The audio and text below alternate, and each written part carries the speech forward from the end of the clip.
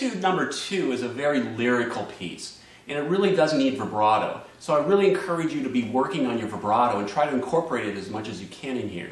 And there's a thing called metric vibrato where you can feel a nice steady eighth note through here. And while it sounds very mechanical and metrical like its name, it's a good way to start using your vibrato and thinking about it.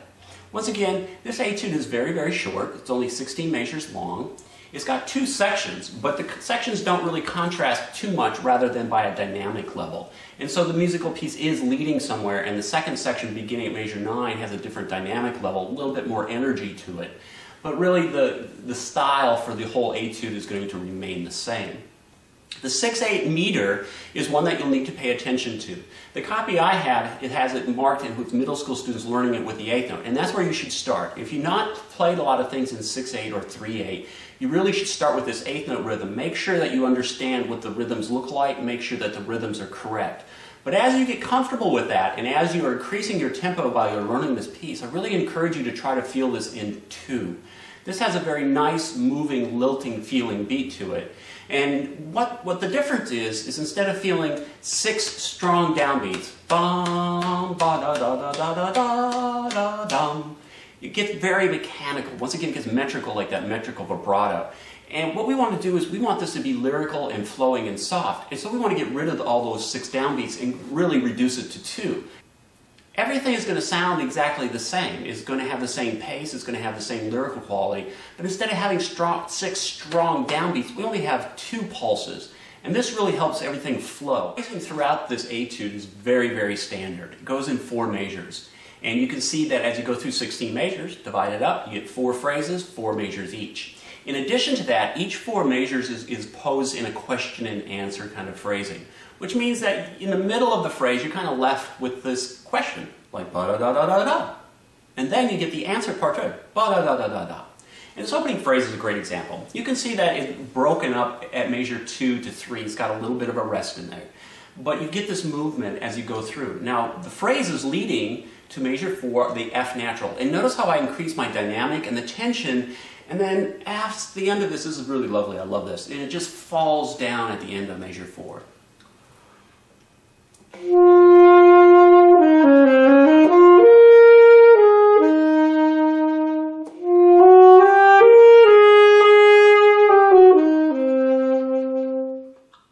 That's where you should take your first breath, not at measure 3. Try to get through the entire phrase. Now sometimes if you're going really, really slow and you're just learning it, you're not going to be able to make it there. But I encourage you to try to go 4 measure phrases. Now you can hear how our motion is being set up here at measure 3 into measure 4. Take a look where it's going. It's going D, E flat E,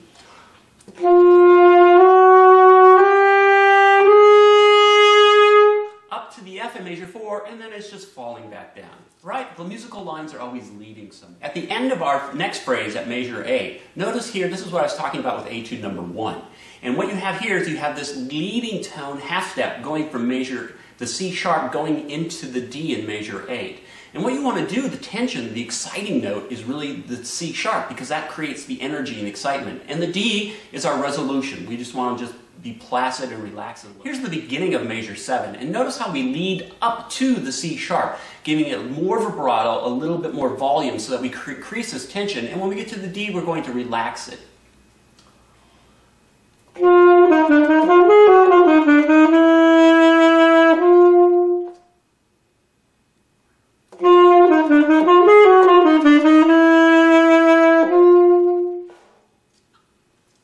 Actually let that D, if you're going at a faster tempo, you can let that D hang over just a little bit. Those 2 beats are quite a bit of time of silence before you go to the next phrase. But by all means, go ahead and just round that note off and make it just a little bit longer than that 8th note.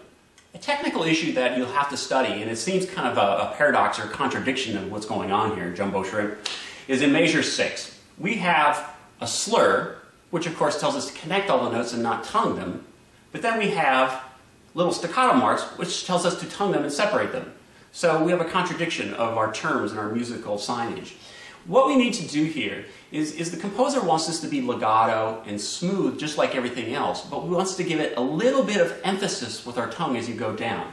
Now here's the best way that I've had students really work through this, and we'll just use the notes that are here in this arpeggio of A, C, E flat, G. The first thing I want you to do is just make sure you slur it.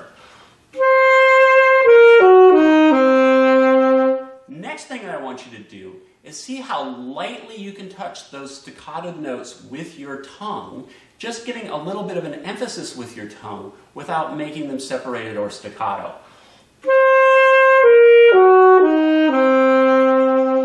Now each one of those I just lightly tongued, and you may not even be able to distinguish it. And the idea here is that you actually get some emphasis on those notes when you're playing it to make them stick out a little bit more, because we want to create some more tension, more emphasis. And so you want these to be a little bit of a bump, but we still want them to be connected. Okay?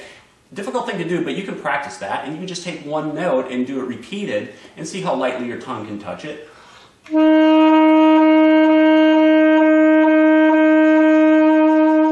Just giving it light bumps, and then of course you can get varying degrees within that. You know, you can get even lighter, or you can try a little bit harder, and then of course go separated entirely. So really this phrase should start, I'll start at measure 5, it should sound like this.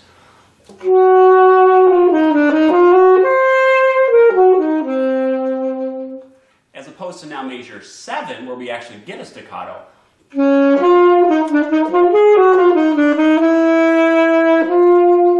then in measure 7, it's really kind of a fun thing to do here and work on. You get the real tenuto tonguing style in measure 6, staccato at the beginning of measure 7, and then just a regular tonguing style. So we have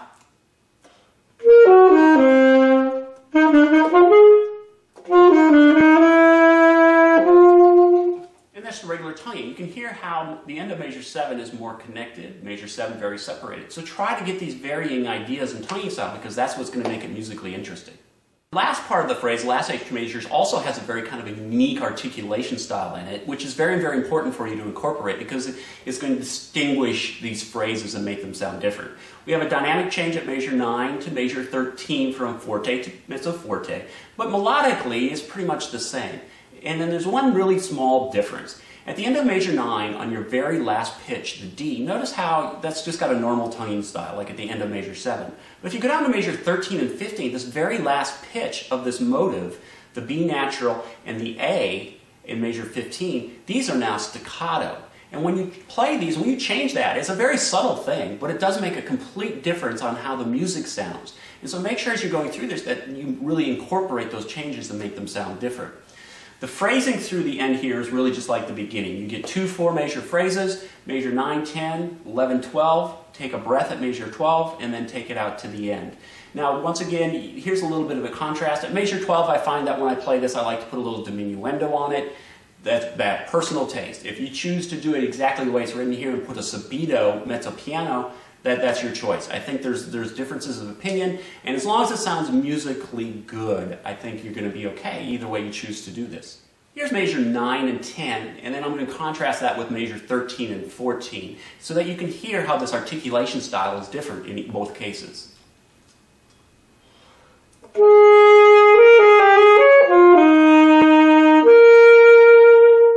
Measure 13.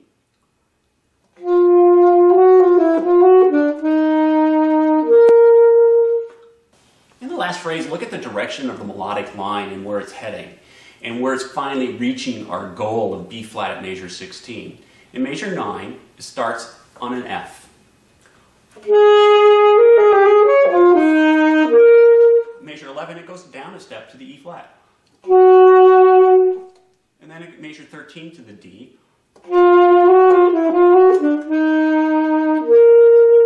And measure 15, the C, which finally ends at measure 16 on the B flat. Just remember in music, when you're interpreting music musically, look for these descending lines, because music just has this whole thing in it where it's always descending. And this is called a 5, 4, 3, 2, 1 pattern.